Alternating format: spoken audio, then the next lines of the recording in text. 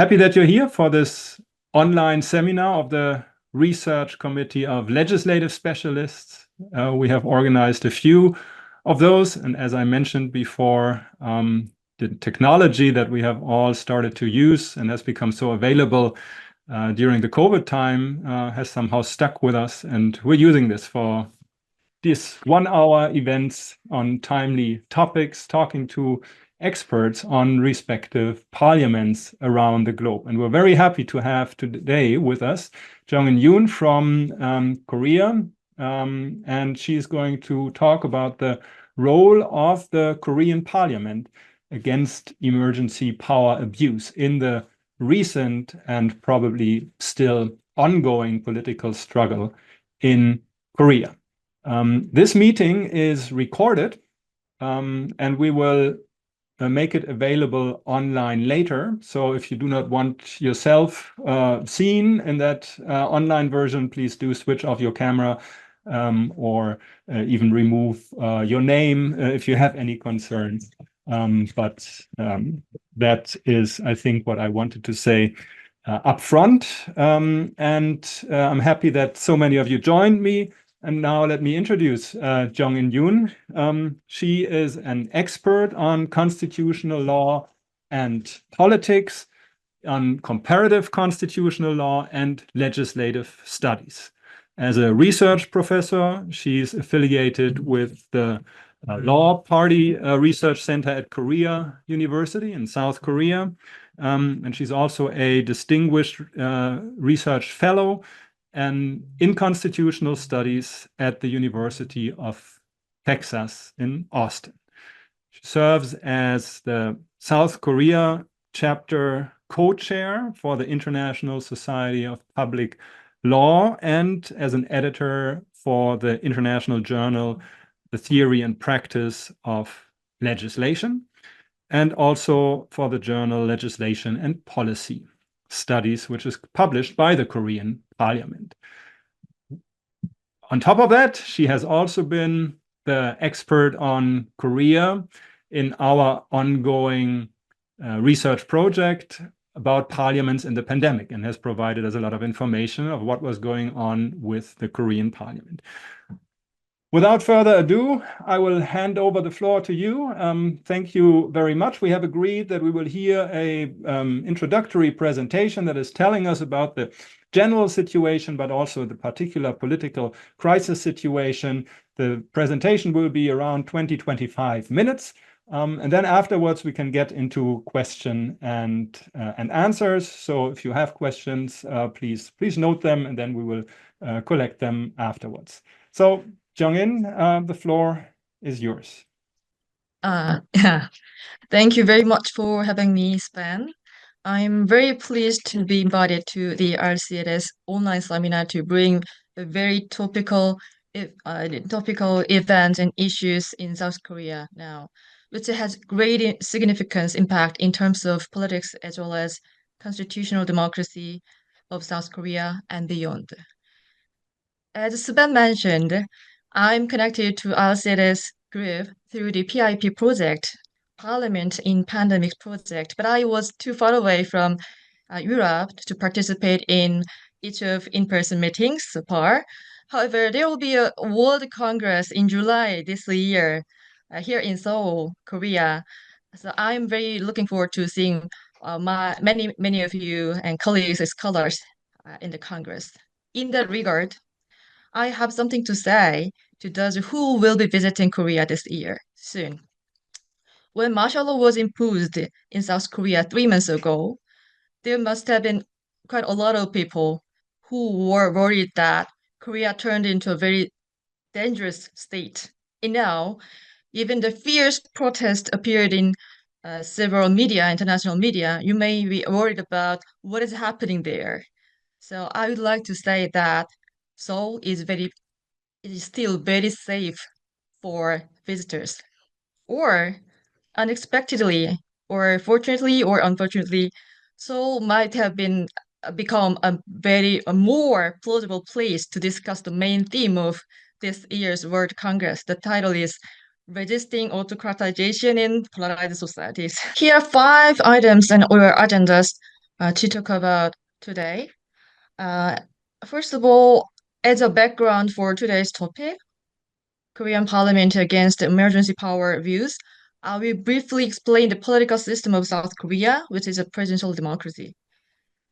Against that backdrop, I will explain the political landscape before the so-called martial law crisis occurred in December in 2024. After that, we will get down to what happened on the night of December 3rd of 2024 when martial law was abruptly declared by the South Korean President Yoon Suk-yeol.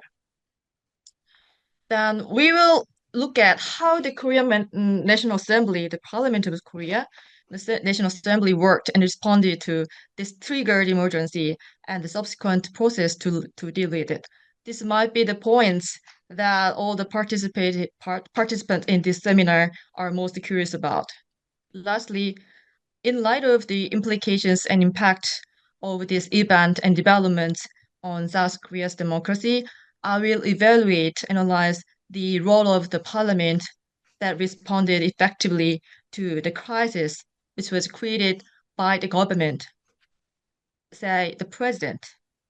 But I'd like to also shed light on the limits of the role of the parliament.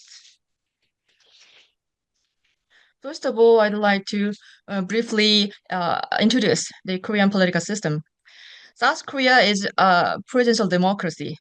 As you know, both the parliament and the head of government are directly elected by the people for fixed terms, and they are politically and functionally independent of, not responsible to each other.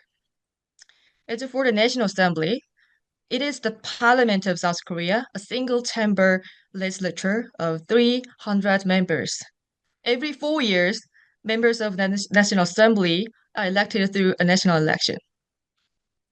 Out of 300 members, 274 are elected from each constituency, and 46 are proportional representatives. As for the executive branch is led by the president, who is elected for a 5-year single term. One of the distinctive features of Korean presidentialism is that there is a prime minister instead of vice president. The prime minister is appointed by the president, and he assists the president by generally supervising the whole government, but should have substantial powers. Actually, like now, they come into the spotlight only when they assume the job of acting president in an emergencies. Well, the judicial branch is headed by the two top courts. One is the Supreme Court, and another is an independent constitutional tribunal, which is named Constitutional Court. This Constitutional Court deals with the presidential impeachment, which is pending under the court, and other constitutional matters. As for the Korean political system, here are 3 additional things to know. First of all, although it is a multi-party system, multi-party state, the political landscape has been dominated by 2 major parties, and there are a very small number of third parties within the parliament. That 2 main parties represent the conservative right and also progressive left. And depending on the voters' choices, there can be a divided government with a majority opposition or very powerful government with a majority ruling party. And also, regarding the constitutional history and background, prior to 1987, South Korea had 40 years of dictatorships and authoritarian governments. Autocrats used to seize and consolidate their powers by use of martial law, coups, and self-coups. So in that sense, to Korean people, the measures like martial law or self-coup are not a stranger. Eventually, in the late 1980s, South Korea transitioned to democracy, which has been well consolidated for almost 40 years. Despite democratization institutionally, I'd say the presidential powers remain highly concentrated in powerful especially in terms of appointment power and also some power to intervene in legislation. So it is always a major topic to how to decentralize, how to check on the presidential powers and the constitutional reform debates. I will show a short political landscape before the martial law was declared. As for the President Yoon's position, Yoon Suk-yeol won the presidential election in May 2022 by a very narrow margins of less than 1%, especially exactly 0.73% over the ruling party candidate Lee Jae-myung. It means that Yoon won the presidential election by the smallest margin in history ever. However, the change of government implies a more devastating blow to the former government, the Liberal government, and its ruling party, now the opposition party, thinking that the former government was started with overwhelming support, public support, with the largest margin of the victory in Korean history following the impeachment of the former President Park Geun-hye in 2017. The ruling party won the largest number of seats in the National Assembly election held during its term in 2020. And it lost power.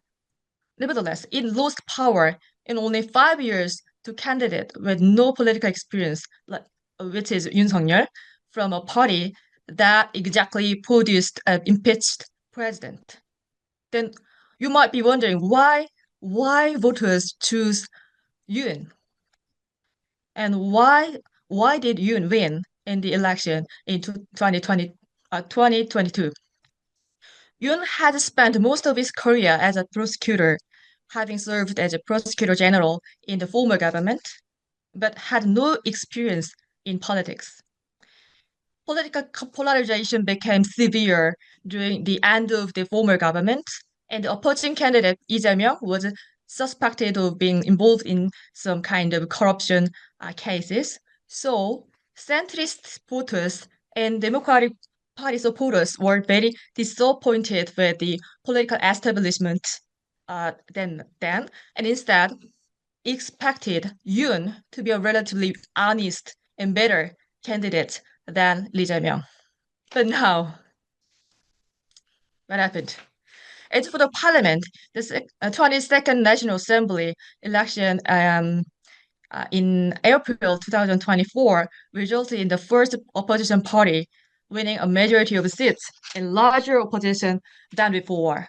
Out of 300 seats, the main opposition Democratic Party, you can see this blue point, Democratic Party won 170 seats. The ruling People Power Party, I'll say PPP, won 188 seats. They respectively formed negotiation groups, respectively. And the remaining seats, 22 seats, were shared by various parties and also independent members. They could constitute a strong opposition group with 192 seats, including Democratic Party Korea and the other minor party members and also independent members. Altogether, they constitute 192 seats, excluding the People Power Party seats. As a result, it means President Yoon got to run a divided government for his entire term, from his term and also now, which was the first time since democratization. Since democratization, previous Korean president have experienced alternating periods of small opposition or larger opposition. They tend to draw some cooperation or collaboration by merging parties or coalition. But however, the current National Assembly has overwhelming opposition, and the leading opposition party has majority seats. So there seems no possibility of coalition. So we had a divided government and political gridlock, extreme political gridlock. As you know, one of the problems with the presidential system is that in a divided government, there is no mechanisms to resolve conflict between the National Assembly and the government. So there were extreme struggle and conflict between President Yoon and government and opposition-led parliament, National Assembly. So Yoon went against the opposition-led parliament with his frequent use of the presidential powers, such as legislative vetoes or appointment power, or etc. Yoon has vetoed 25 times since taking office until early December 2024, which is the largest number. This is the highest number after the first president who vetoed 45 times during his 11 years and 8 months in office. Notably, it exceeds the 25 times exceed the 14 vetoes exercised by all presidents since democratization in 1987. To make the situation worse, Yoon vetoed a bill for example, special prosecutors for the accident of Marine twice, and especially Special Prosecutors Act against his spouse, and 30 times, both of which he was accused of. In December 2024, just before the declaration of martial law, it was debated whether his abuse of veto power could become ground for impeachment or not. And his popularity was plummeting, with so many people, public opinion, were in favor of his impeachment. So I do briefly overview what has happened in martial law night. On December 3rd, 2024, at around 10:30 p.m., President Yoon Suk-yeol declared emergency martial law for the entire country.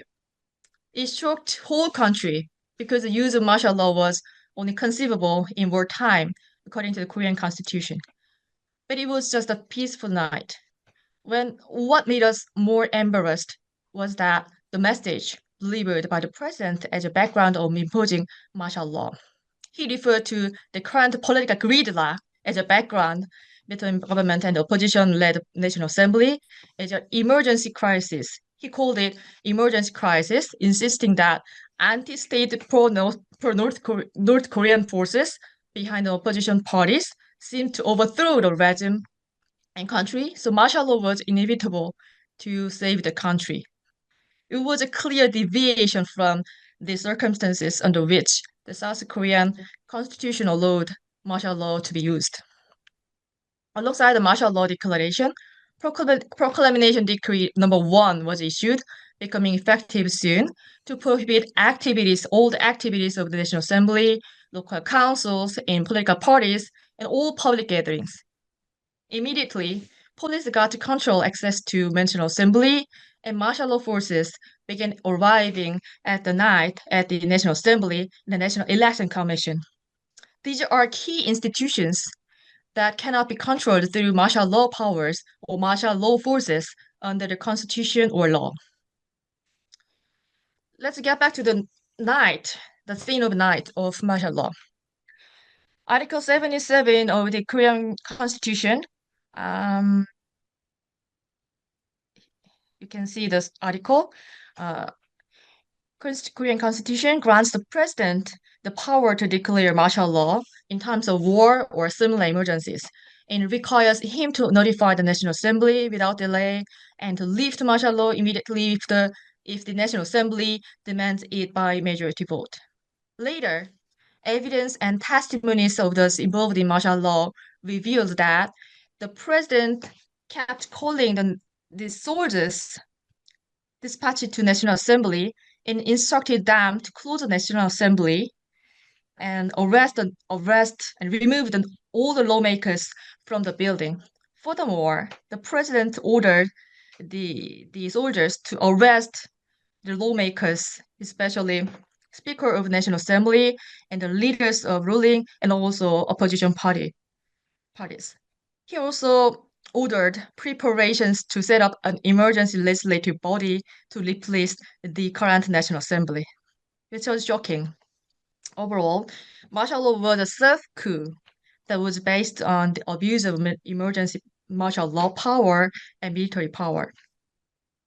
Despite the carefully prepared plot, a series of unexpected coincidences caught up with the present plan.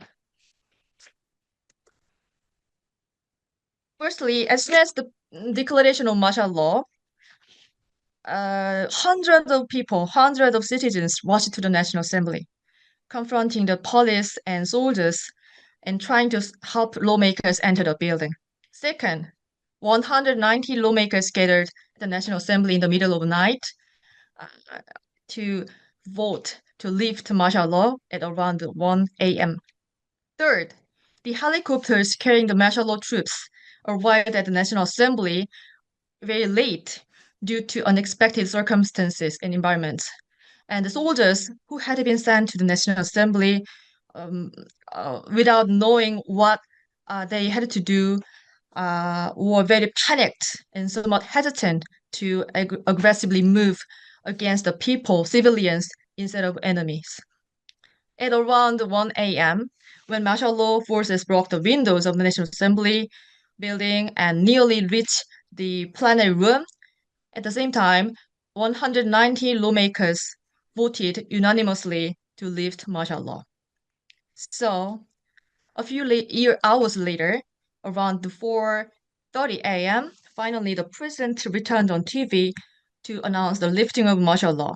The emergency martial law was so lifted within 6 hours after it was imposed.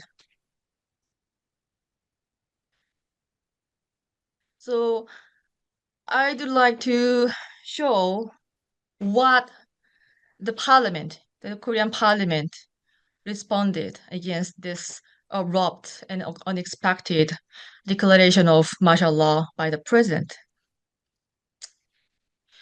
Against such emergency power abuse by the executive leader and also a serious attack on parliament, the National Assembly has taken immediate and various actions.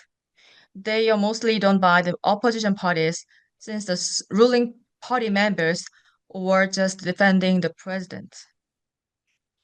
First of all, they swiftly gathered and voted for lifting martial law. At the moment of declaring of martial law, the PPP lawmakers, the ruling party lawmakers, gathered at the party office instead of National Assembly building by request by the floor leader Chu Kyung-ho, and with only 18 lawmakers of the PPP headed to National Assembly building. But all the members of leading the major opposition party lawmakers were requested together in the National Assembly to make a vote to lift martial law. As the police blocked entry, several lawmakers, including the Speaker of the National Assembly, you can see the picture below of this slide, had to climb over the wall to gain entry into the National Assembly building. While the martial law forces were approaching to cross the lawmakers, all 190 lawmakers unanimously voted to lift martial law in favor around 1 a.m. at night, which was only 155 minutes after the martial law was imposed. It was a very swift reaction. Second, they impeached the president. On the next day, just the next day, December 4, 191 members of the parliament, including 190 members of the 6 opposition parties together and 1 independent member, other than the ruling PPP lawmakers, submitted a motion to impeach the president. If the impeachment motion is passed by majority in the National Assembly, the president is immediately suspended from office, and the prime minister becomes the acting president under the constitution. The impeachment was not only aimed at holding the president accountable for his unconstitutional abuse of emergency powers, but also it aimed at preventing a second or third attempt of martial law declaration. However, on December 7th, all opposition lawmakers voted in favor of the impeachment, but all ruling party lawmakers walked out of the vote. They even rejected to vote, resulting in a lack of quorum. The public fiercely condemned the ruling party members' behaviors and pressured the ruling party to participate in only in voting.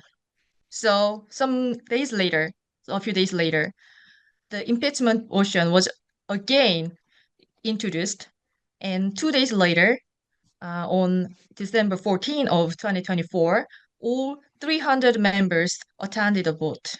The impeachment was passed with 204 votes in favor and 85 against. As a result, Yoon was suspended from his office. Third, they submitted some special prosecutor's bill. The National Assembly passed a law to appoint several prosecutors to investigate martial law declaration as insurrection. 195 lawmakers voted in favor, including 5 members of the ruling party members. Before the special prosecutors were appointed, Yoon was impeached. So, acting President Choi vetoed the special prosecutor's law. It is kind of exercise of legislative veto. The special prosecution law was put up for a second vote, which requires 2/3 of the National Assembly to pass, but failed due to the ruling party's non-cooperation.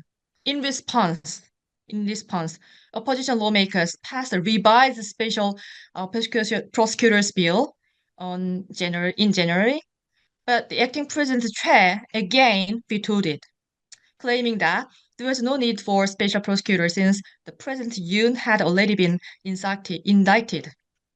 It demonstrates that, in addition to the ruling party, the acting president from the government, representing the government, are uncooperative with the opposition's efforts to investigate and to deal with the martial law crisis.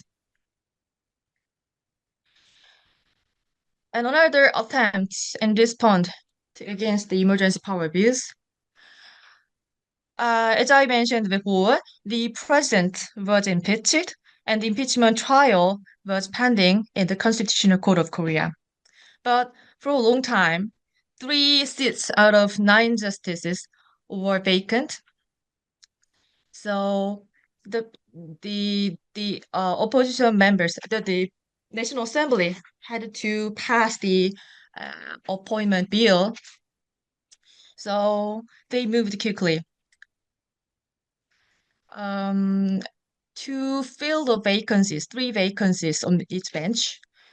On December 26, 2024, the National Assembly passed a motion to appoint 3 judges nominated by the ruling and opposition parties, urging the acting president, at the time, Han, to appoint them. However, acting President Han refused to appoint the judges, saying that the acting president does not have the authority to appoint constitutional court judges. In response, the National Assembly impeached Han. So his acting presidency was suspended. Then Choi Sang-mok, the next acting president, he was the Minister of Economy and Finance, assumed the acting president job, to appoint 2 out of 3 candidates, and then withheld the appointment of the third, who was strongly opposed by the ruling party. On February 28, the Constitutional Court ruled that this selective appointment by the acting President Choi was unconstitutional, but despite its duty to implement the Constitutional Court decision, the acting President Choi refused to finalize the appointment of the third remaining candidate.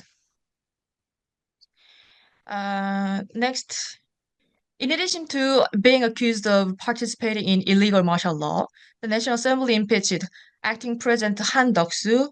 He is in the photo of the upside, this slide, for refusing to promulgate a special prosecutor's law and for refusing to appoint constitutional court judge candidates. Yet, all members of the ruling PPP party members refused to vote. As a result of the impeachment of Han, Choi Sang-mo, the deputy prime minister, became the next acting president, as I mentioned. Lastly, besides the investigation by the criminal authorities, the National Assembly also held a special committee to investigate the allegations of insurrection through martial law for 60 days from late December to late February this year, which included reports from relevant agencies, inquiries, and examinations with witness and related officials. Despite President Yoon Suk-yeol, former Defense Minister Kim Yong-han, and several key witnesses refusing to attend, the committee was able to draw out some key testimonies from those involved in the implementation of martial law and identified and secured many important evidentiary facts. This is the last slide of today. Yeah, so from this event and all the development unfolded after the unconstitutional and illegal declaration of martial law, it remains a lot of things to consider and think about the Korean democracy as well as rule of law. Yoon's declaration of martial law is an exercise of emergency powers that have never been exercised in the past 45 years in Korea, and is unconstitutional and unlawful in its purpose, content, manner, and procedure. And it also constitutes a criminal offense of insurrection in legal terms. And also, it could be categorized as a self-coup in terms of political science. In that sense, it looks similar to the Fujimori case in Peru, as you know, the textbook example of a self-coup. But I think Yoon's attempt was unsuccessful, quickly halted, and he was arrested.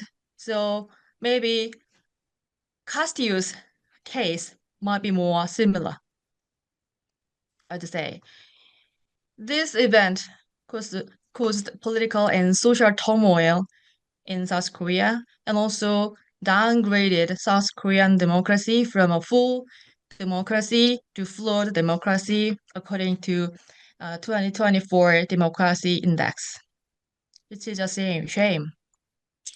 Nevertheless, the fact that the anachronistic self-coup attempt was halted to prevent South Korea from regressing to autocracy was largely due to the swift and critical responses of the National Assembly members, especially the opposition members.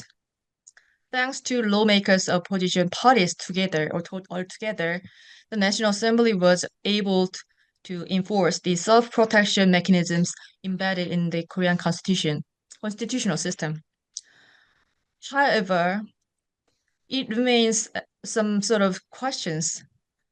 It is highly questionable whether the ruling party's unconditional defense of the president's gross abuse of power and also their disrespect of parliamentary cooperation like voting can be understood and vindicated in the name of party politics. And I would like to ask how to cope with the reality of inexorable partisan politics, which is being reinforced by increasing political polarization. They remain a big question right now. Well, my talk ends here. Thank you for listening. I'll welcome any questions or comments you may have. Thank you. Thank you very much. That is a real political thriller that you have described here. And I think described it very well to all those that are not deep experts on Korean politics and will now be encouraged to do some more reading. So I suggest we get right into questions and answers. So you can use your Now I see Hannes Mosler is raising his hand. By the way, one of the, or if not the expert on Korea in Germany. I think he's the German that knows most about Korea. So I'm glad that you're joining us. Thank you very much for inviting me. I unfortunately missed the first 10 to 15 minutes because I read the email too late, the invitation. So sorry about that. And first of all, let me say I'm researching on Korea for some years now, but maybe that was too much of compliments that Professor Zivkin just said. So nevertheless, I also observed, of course, this state crisis, this constitutional crisis developing since December. And I can only say what the last part of the presentation was also from my perspective, very well done, very complete. And I think for somebody who doesn't know anything about this case, it will nevertheless be so hard to understand, even though it was so well explained, because there are so many details and it's so dynamic. So congratulations to this very, very well done overview from a colleague here in Germany, also watching Korea. I don't have really a question, but I really agree with your final two conclusionary question, because this will be the challenge for South Korea's democracy now. The question, and you put it very politely, whether it is tolerable, right, to have such a governing party which is still neglecting to face the reality of what is needed for South Korea's democracy, and is still safeguarding the insurrectionists. As well as the second point you are making, the political polarization, which we think will probably increase rather than decrease after this. And this maybe leads to my last sentence and a kind of comment / question. I also see, you mentioned several times in your talk that you positively evaluate the reaction of the parliament, by which you of course mean, and you said that the opposition mostly. But at the same time, I think this is an incident in South Korea, which usually has a very dynamic political landscape, which is more fundamental. And I think the effects, the negative repercussions of this insurrection attempt will last much longer, and we see a much more fundamental polarization and probably problems like we see in the US and in parts of Europe. Here they are called the far-right populists. I don't think we can call President Yoon a populist, but nevertheless, he employs techniques of right-wing extremists as we can see them in Western Europe and the United States. What do you think? Thank you. Thank you. You can go right ahead if you would like to comment. Thank you, Professor Mosler. Before answering your questions or comments, it's very nice of meeting you here, because I'm very familiar with your all the research articles in your publications so far, because you're a very much a Korean expert in Germany. So thank you for your question, and thank you for your insights regarding the current situation in South Korea. Yes, I pick up some positive points from the National Assembly, especially opposition lawmakers' reaction to this unexpected crisis.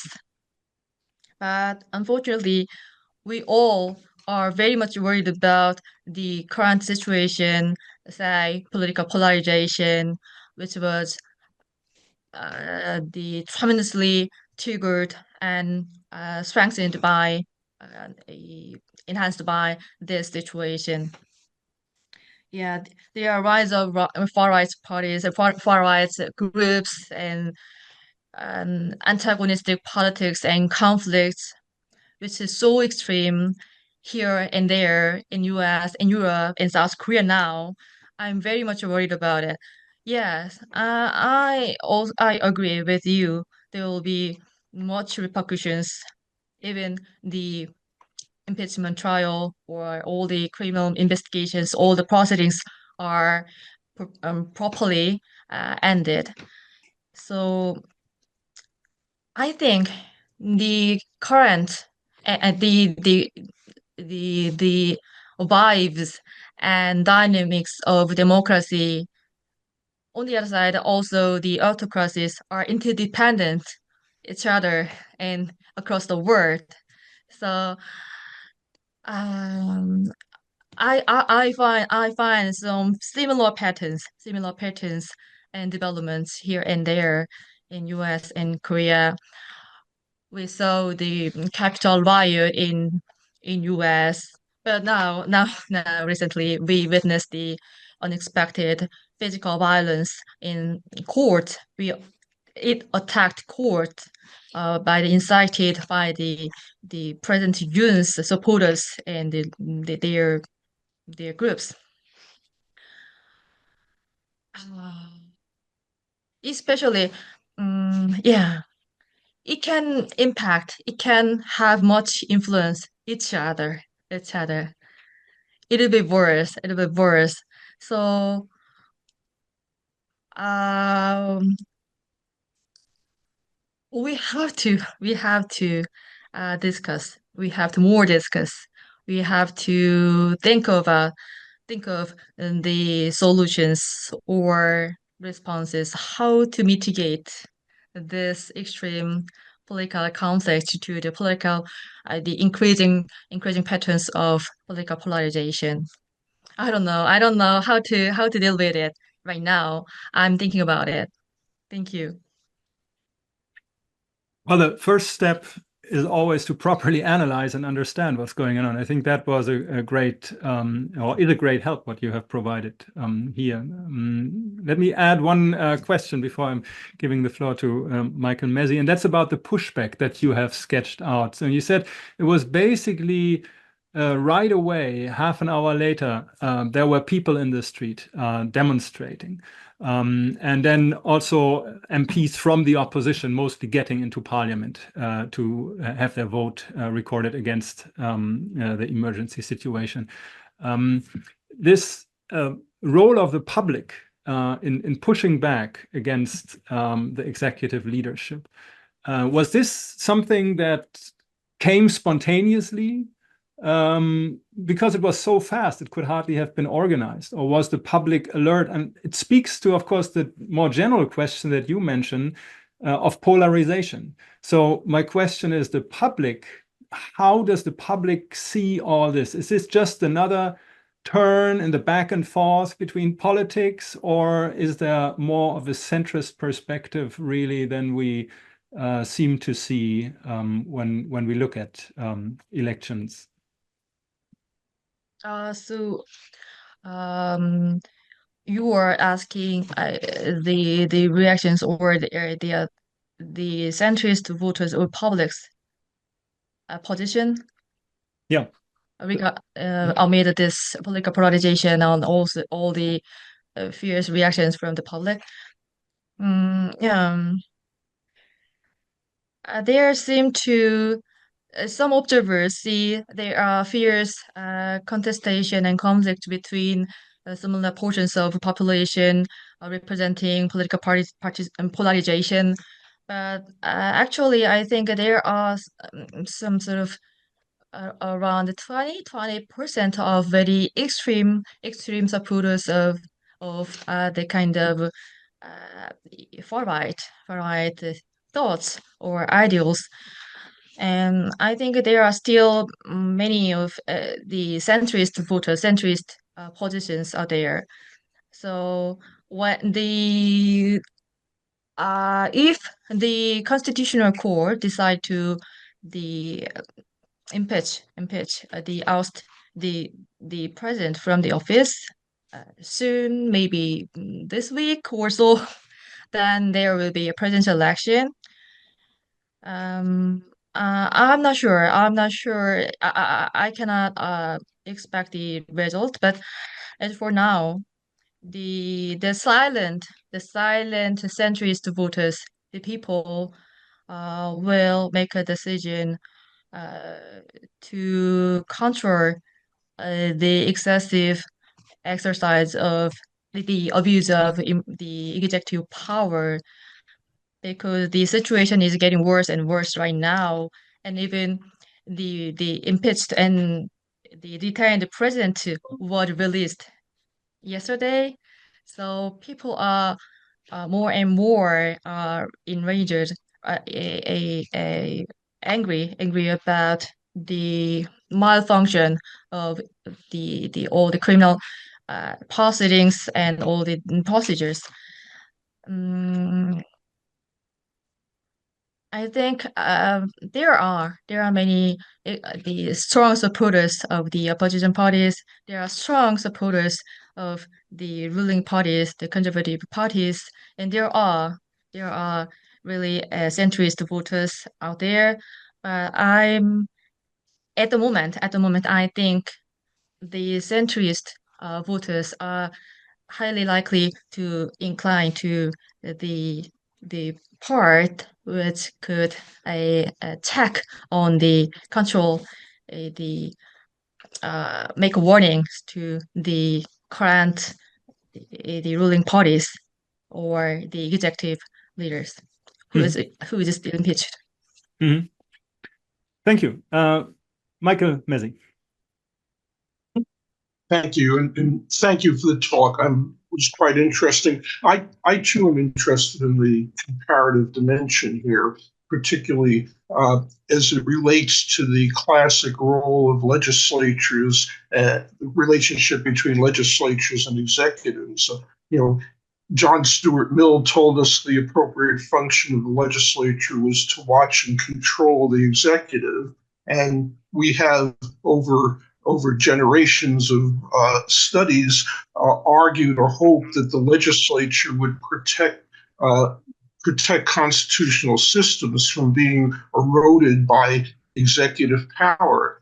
Yet what we see today, certainly in Hungary, in the United States, in Turkey, and other, perhaps in Korea as well, is that the legislature is complicit often in the erosion of constitutional and democratic norms, rather than and from my perspective, we've always argued that legislatures would be fierce in protecting their prerogatives from power grabbing executives, but in fact, we may be seeing a trend, and perhaps accelerated by this notion of polarization, of legislatures sacrificing their institutional prerogatives and indeed their the constitutional underpinnings of the system in pursuit of the agenda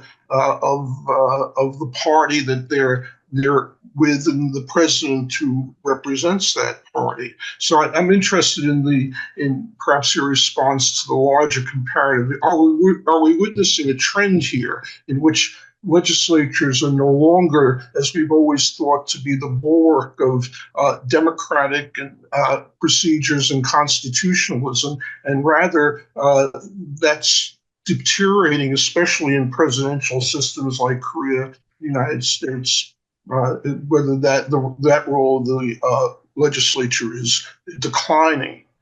Thank you.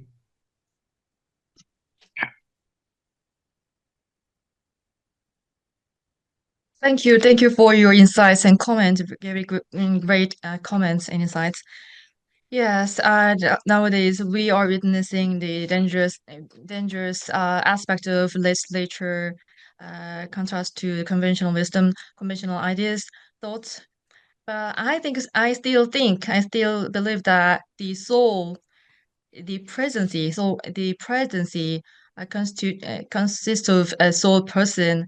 It's much more dangerous than the legislature as a whole, because there are many people. They can negotiate with their interests within the legislature and the body as a whole. So some people say the legislative dictatorship.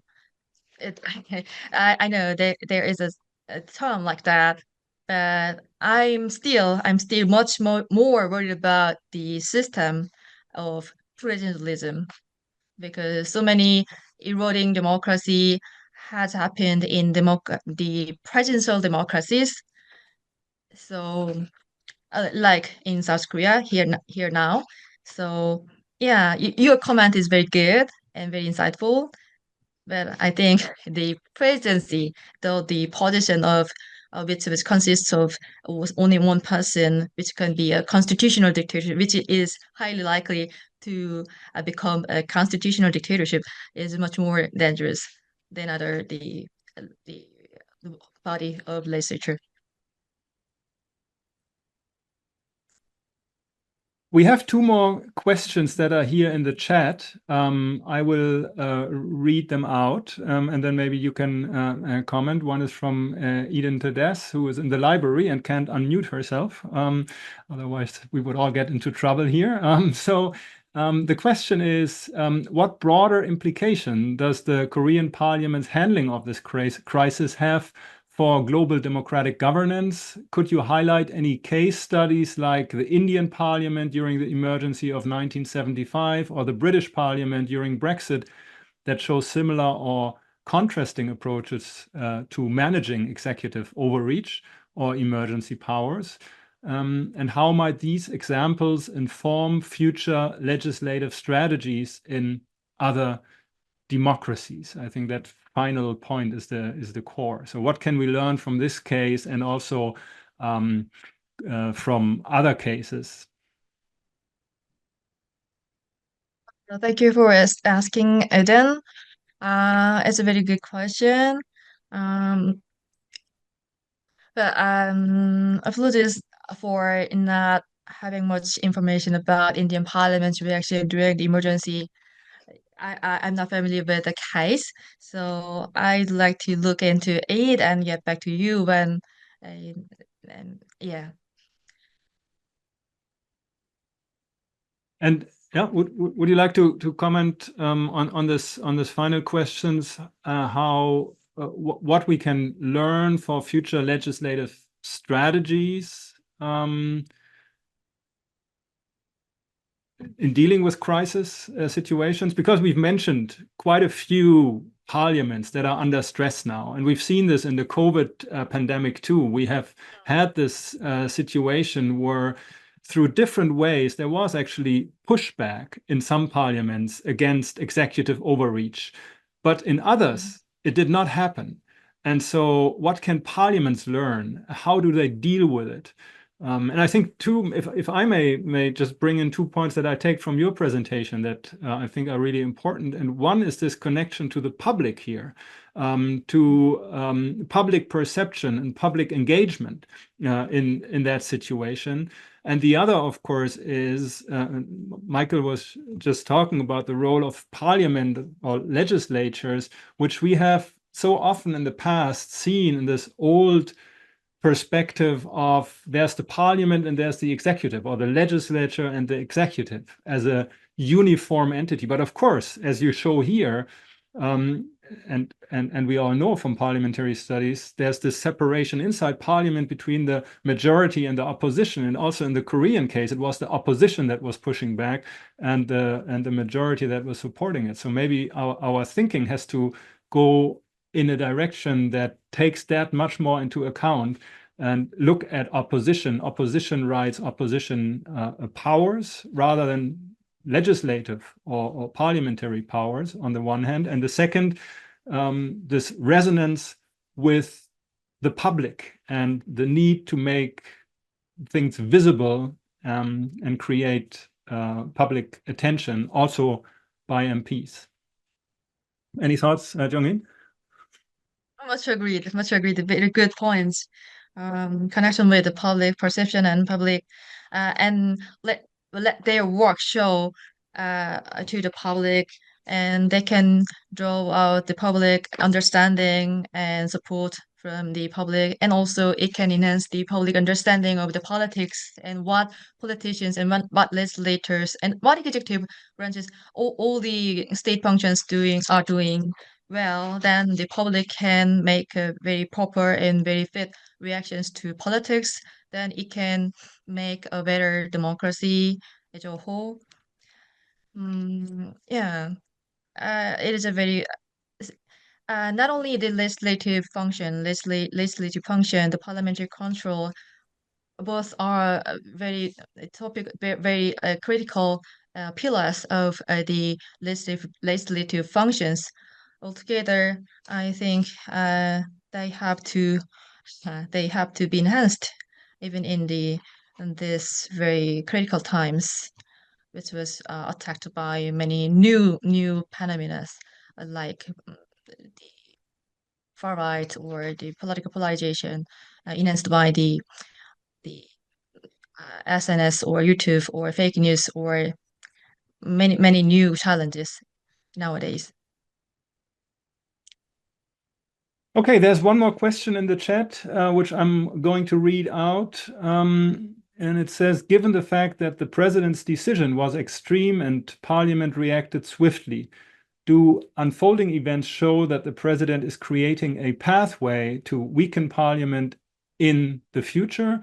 Or do you think the president is not popular enough to successfully undermine parliament in this episode? So kind of the question is this now going to be over, or is it going to continue? What is your estimate? According to the, thank you for asking, Emmanuel. According to the question, you are asking, the unfolding events show that the president is creating a pathway to weaken parliament. Yeah, there are some aspects, there are some points to show that the president and the National Assembly are in a very extreme conflict and contestation in the body of the government. There are so many appointment power and abuse of appointment power, abuse of legislative vetoes, and then the National Assembly reacted against the presidential abuse of powers by impeaching the public officials. It is highly tense. It was very highly tense situation. So it is ridiculous. It is insane to say to break through the political gridlock. It is inevitable to declare martial law or use the emergency power. Obviously, the President Yoon seems to have intention to weaken, or even worse, the dissolve sort of the dissolve the parliament, wanting to make the parliament not to work, unable to work.